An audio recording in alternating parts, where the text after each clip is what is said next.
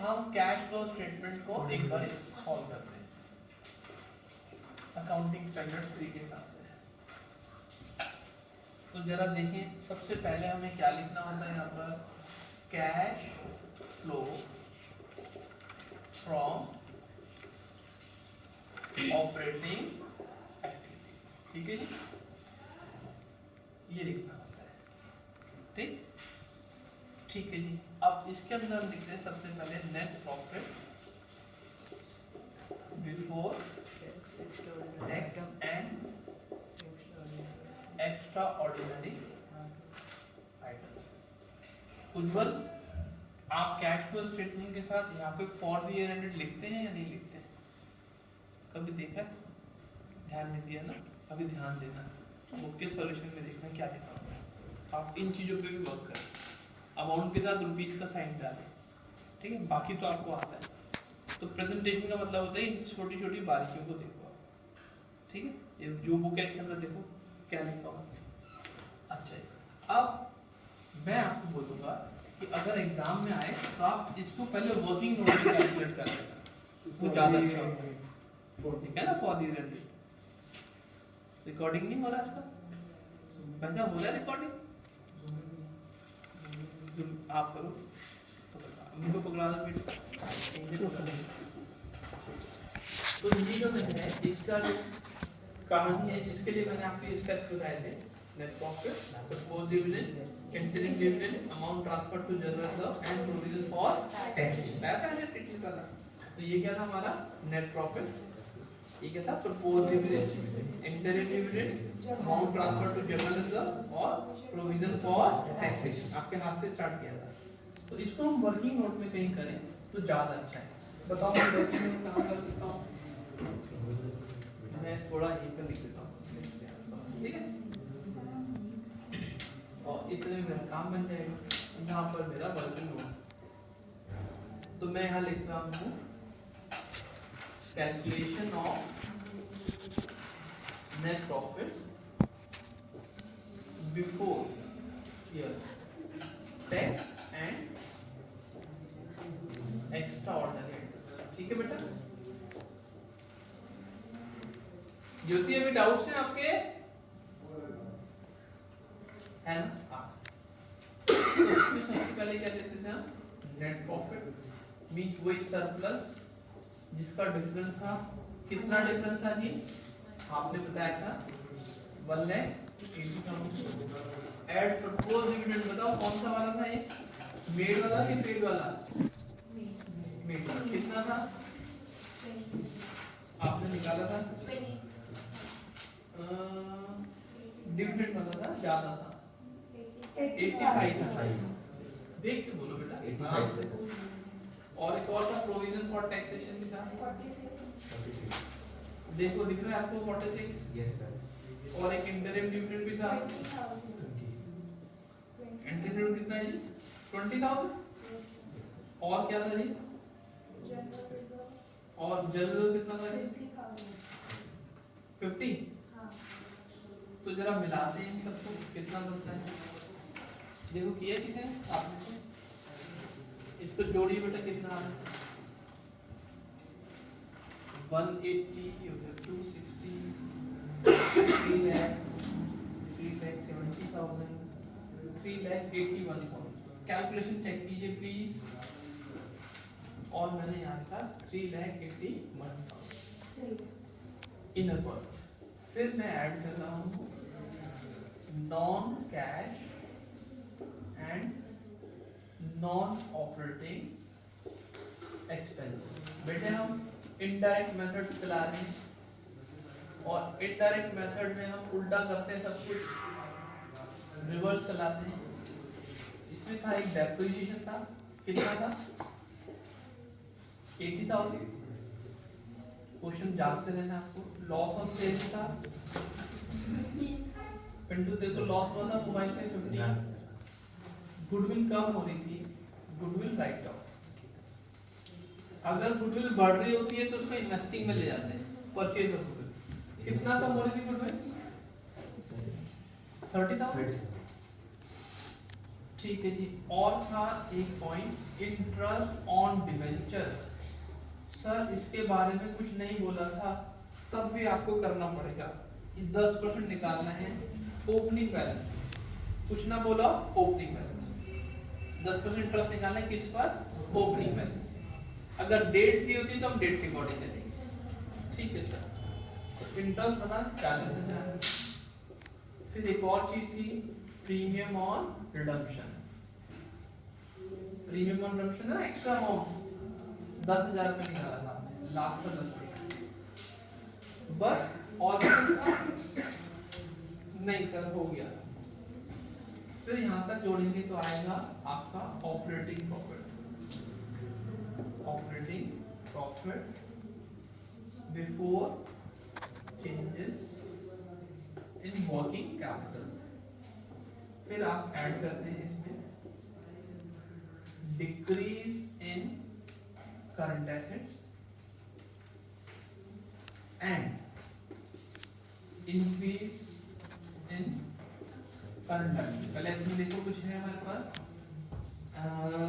Creditor से ही 60 से 50 हो रहे, तो ये हो गया क्रेडिटर कितना जी 10,000।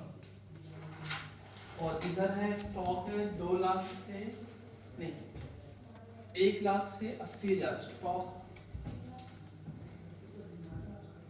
अरे स्टॉक आना था, क्रेडिटर तो इंक्रीज हो रहे हैं, नहीं ये हमने क्रेडिटर यहाँ नहीं लिखना, स्टॉक लिखना है।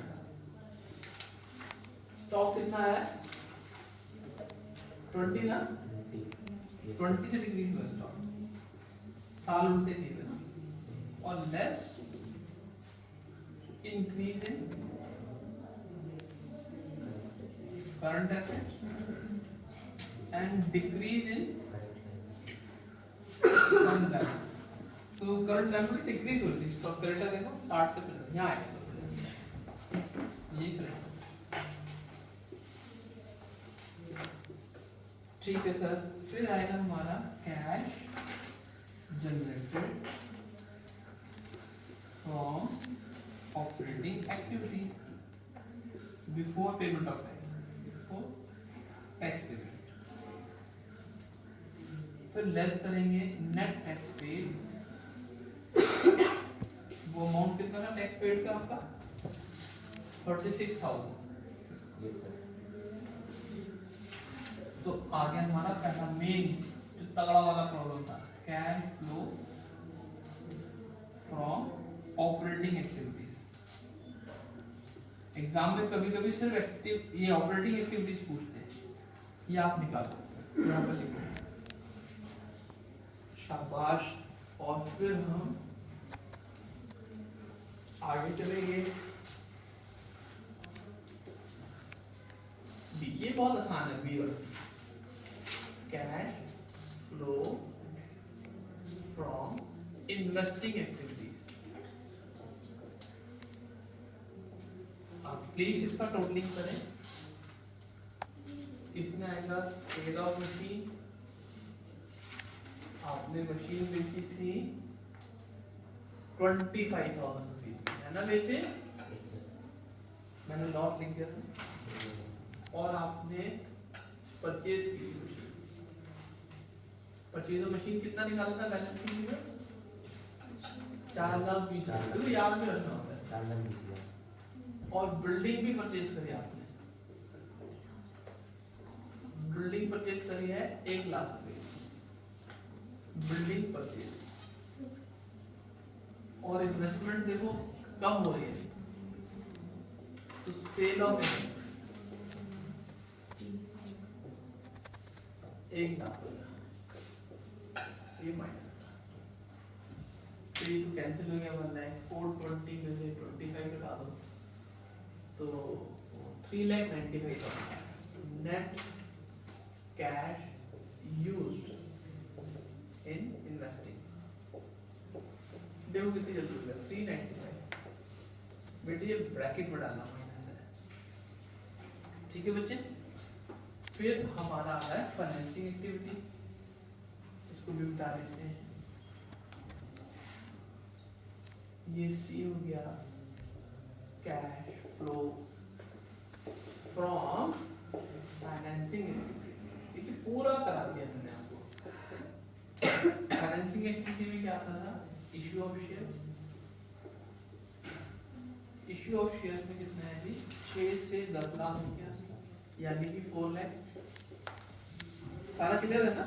सभी को क्लियर है? हाँ बोलो बेटा, डाउट क्या है?